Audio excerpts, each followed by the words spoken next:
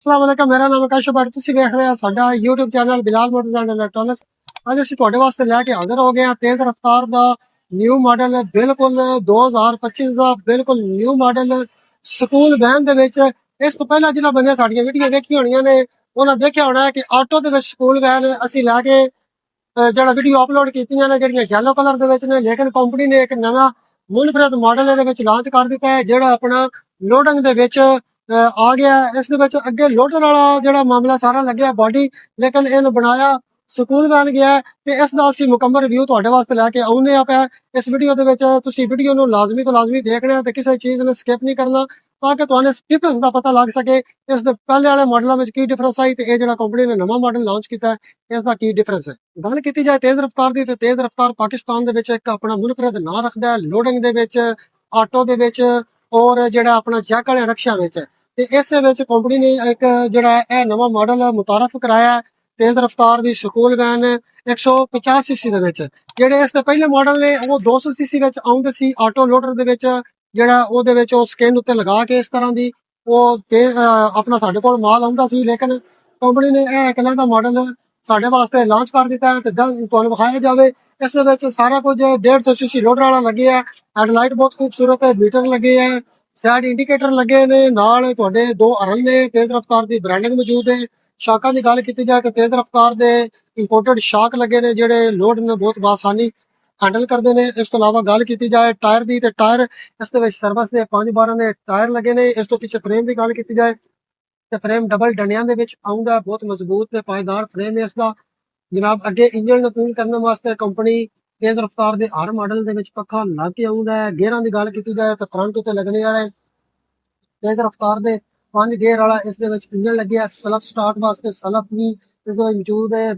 Forward ਔਰ back ਕਰਨ ਵਾਸਤੇ ਵੀ ਗੇਅਰ ਲੱਗੇ ਨੇ। ਹੈਂਡ ਬ੍ਰੇਕ ਇਸ ਦੇ ਵਿੱਚ ਮੌਜੂਦ ਹੈ। ਗੱਲ ਕੀਤੀ ਜਾਏ ਸਾਈਡ ਟੂਲ ਦੀ, ਤੇ ਸਾਈਡ ਟੂਲ ਇਸ ਦੇ ਵਿੱਚ ਲੱਗਿਆ। ਤੁਸੀਂ ਇਸ ਦੇ ਵਿੱਚ ਜੈਕ ਪਾਨਾ ਰਾਡ ਜਾਂ ਹੋਰ ਕੋਈ ਆਪਣੀ ਕੋਈ ਚੀਜ਼ ਜਿਹੜਾ ਜ਼ਰੂਰੀਆਤ ਦੇ ਮੁਤਾਬਕ ਇਸ ਦੇ ਵਿੱਚ ਰੱਖ ਸਕਦੇ ਹੋ, ਤਾਂ ਕਿ ਤੁਹਾਨੂੰ ਕਿਸੇ ਕਿਸਮ ਦੀ ਵੀ ਕੋਈ ਰਾਹ 'ਚ ਪਰੇਸ਼ਾਨੀ ਨਾ ਆਵੇ। ਇਸ ਤੋਂ ਅੱਗੇ ਗੱਲ ਕੀਤੀ ਜਾਵੇ ਇਸ ਦੇ ਵਿੱਚ ਕੰਪਨੀ ਨੇ ਹਾਈ ਲੋ ਗੇਅਰ ਦਾ ਵੀ ਜਿਹੜਾ ਹਾਈ ਲੋ ਗੇਅਰ ਵੀ ਲਗਾਇਆ ਹੈ। ਇਸ ਦਾ ਵੀ ਤੁਸੀਂ ਇਸਤੇਮਾਲ ਕਰ ਸਕਦੇ ਹੋ। ਅਗਰ ਤੁਸੀਂ ਸਵਾਰੀਆਂ ਤੇ ਗੱਡੀ ਨਹੀਂ ਯੂਜ਼ ਕਰਦੇ, ਤੁਹਾਨੂੰ ਕੋਈ ਲੋਡਿੰਗ ਮਿਲ ਜਾਂਦਾ ਤੇ ਤੁਸੀਂ ਇਹਨੂੰ ਲੋਡਰ ਦੇ ਹਿਸਾਬ ਨਾਲ ਵੀ ਯੂਜ਼ ਕਰ ਸਕਦੇ ਹੋ। ਬਾਡੀ ਦੀ ਗੱਲ ਕੀਤੀ ਜਾਏ ਤਾਂ ਬਾਡੀ ਬਹੁਤ ਖੂਬਸੂਰਤ ਹੈ। ਉੱਤੇ ਜਨਾਬ ਇਸ ਦੇ ਉੱਤੇ ਇਹ ਪਰਦਾ ਲਗਾਇਆ ਗਿਆ ਤਾਂ ਕਿ ਬਾਰਿਸ਼ ਤੋਂ ਜਿਹੜੀਆਂ ਸਵਾਰੀਆਂ ਨੇ ਤੁਹਾਡੀਆਂ ਮਹਿਫੂਜ਼ ਰਹਿਣ। ਬਾਡੀ ਦੀ ਸ਼ੇਪ ਥੋੜੀ ਚੇਂਜ ਕੀਤੀ ਹੈ, ਜਿਹੜੇ ਉਂਝ ਲੋਡਰਾਂ ਦੀ ਸ਼ੇਪ ਆਉਂਦੀ ਹੈ ਉਹ ਦੂਸਰੀ ਆਉਂਦੀ ਹੈ। ਇਸ ਦੇ ਵਿੱਚ ਜ਼ਰਾ ਇਹ ਜਿਹੜਾ ਇਸ ਦੇ ਵਿੱਚ ਬਣਾਏ ਗਏ ਨੇ ਤਾਂ ਕਿ ਬਾਡੀ ਨੂੰ ਮਜ਼ੀਦ ਮਜ਼ਬੂਤ ਬਣਾਇਆ ਜਾ ਸਕੇ। ਪਿਛਲੇ ਟਾਇਰਾਂ ਦੀ ਗੱਲ ਕੀਤੀ ਜਾਏ ਤਾਂ ਪਿਛਲੇ ਟਾਇਰ ਵੀ 12 ਇੰਚ ਦੇ ਸਰਵਿਸ ਦੇ ਟਾਇਰ ਲੱਗੇ ਨੇ। ਥੱਲੇ ਕਮਾਣੀਆਂ ਦੀ ਗੱਲ ਕੀਤੀ ਜਾਏ ਤਾਂ 7 ਪੱਟੇ ਕਮਾਣੀ ਲੱਗੀ ਹੋਈ ਹੈ। ਇਸ ਦੇ ਵਿੱਚ 6 ਰਾਡ ਲੱਗੇ ਨੇ, ਤੁਸੀਂ ਇਹ ਰਿਪਲੇਸ ਕਰ ਸਕਦੇ ਹੋ ਨਾ, ਟਾਇਰਾਂ ਅਗਾਂ ਪਿੱਛੋਂ ਵੀ ਕਰ ਸਕਦੇ ਹੋ। ਬ੍ਰੇਕ ਦੀ ਗੱਲ ਕੀਤੀ ਜਾਏ ਤਾਂ ਪ੍ਰੈਸ਼ਰ ਬ੍ਰੇਕ ਇਸ ਦੇ ਵਿੱਚ ਕੰਪਨੀ ਨੇ ਲਗਾ ਕੇ ਭੇਜੀ ਹੈ। ਬ੍ਰੇਕ ਆਇਲ ਇਸ ਦੇ ਵਿੱਚ ਕੰਪਨੀ ਨੇ ਇਸਤੇਮਾਲ ਕੀਤੇ ਆ। ਬ੍ਰੇਕ ਆਇਲ ਵੀ ਇਸ ਦੇ ਵਿੱਚ ਮੌਜੂਦ ਹੈ। ਡਿਫਰੈਂਸ਼ੀਅਲ ਬਹੁਤ ਜ਼ਿਆਦਾ ਮਜ਼ਬੂਤ ਹੈ। ਕਮਾਣੀਆਂ ਦੀ ਰਿਪਲੇਸਮੈਂਟ ਬਹੁਤ ਕੰਪਨੀ ਨੇ ਅੱਛੀ ਲਗਾਈ ਗਈ ਹੈ।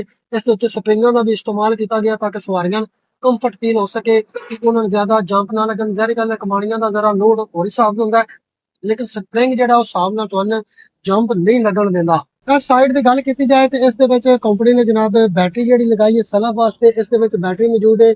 6 ਰਾਡ ਇਸ ਤਰ੍ਹਾਂ ਵੀ ਮੌਜੂਦ ਹੈ। 7 ਪੱਟੇ ਕਮਾਣੀਆਂ ਵੀ ਇਸ ਦੇ ਵਿੱਚ ਇਸ ਸਾਈਡ ਤੇ ਲੱਗੀਆਂ ਨੇ। ਥੱਲੇ ਟਾਇਰ ਜਿਹੜੀ ਸਟੱਪਣੀ ਹੈ ਉਹ ਵੀ ਸੇਮ ਜਿਹੜੇ ਟਾਇਰ ਬਾਹਰ ਉੱਤੇ ਲੱਗੇ ਨੇ ਉਹ ਹੀ ਸਟੱਪਣੀ ਕੰਪਨੀ ਨੇ ਇਸ ਦੇ ਥੱਲੇ ਵੀ ਲਗਾਈ ਹੈ। ਇਸ ਦੀ ਜਿਹੜੀ ਸ਼ਾਫਟ ਹੈ ਉਸ ਦਾ ਸਾਈਜ਼ ਵੀ ਬਹੁਤ ਇਨਕਰੀਜ਼ ਹੈ ਤੇ ਜਨਾਬ ਇਸ ਦਾ ਡਿਫਰੈਂਸ਼ੀਅਲ ਵੀ ਕੰਪਨੀ ਨੇ ਬਹੁਤ ਮੋਟਾ ਮਜ਼ਬੂਤ ਤੇ ਅੱਛੀ ਜਿਹੜੇ ਡਿਟੇਲ ਦੇ ਨਾਲ ਇਸ ਦੇ ਵਿੱਚ ਯੂਜ਼ ਕੀਤਾ ਗਿਆ ਹੈ।